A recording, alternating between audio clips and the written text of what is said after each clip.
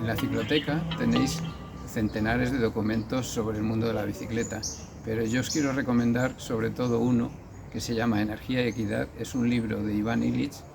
un filósofo inclasificable que publicó este libro en 1974 y que me sirvió en ese año en que empezaba yo a montar en bicicleta precisamente para reconsiderar mi medio de transporte, darle valor desde el punto de vista social, ambiental y político. Ivan Illich en ese libro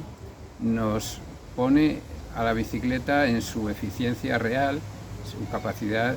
de afrontar la movilidad de las personas con muy pocos recursos, y lo contrapone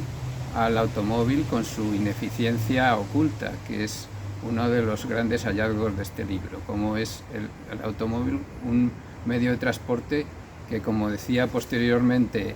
Jean Robert, otro seguidor de esta corriente de pensamiento, nos chupa el tiempo. Es una velocidad que se devora a sí misma y que transforma nuestras relaciones con la ciudad, con las personas y con todo el entorno. Jean Robert lamentablemente falleció el pasado 1 de octubre y yo creo que puede ser mi pequeño homenaje a su contribución a esa reflexión también sobre el papel de los distintos medios de transporte. Por tanto, yo lo que recomendaría de este libro es precisamente que lo leáis con calma,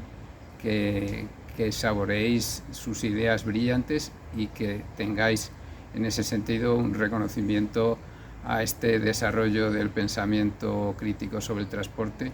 en los últimos 40 años, y os recomiendo que lo leáis en la cicloteca, esa base de datos y de información tan rica.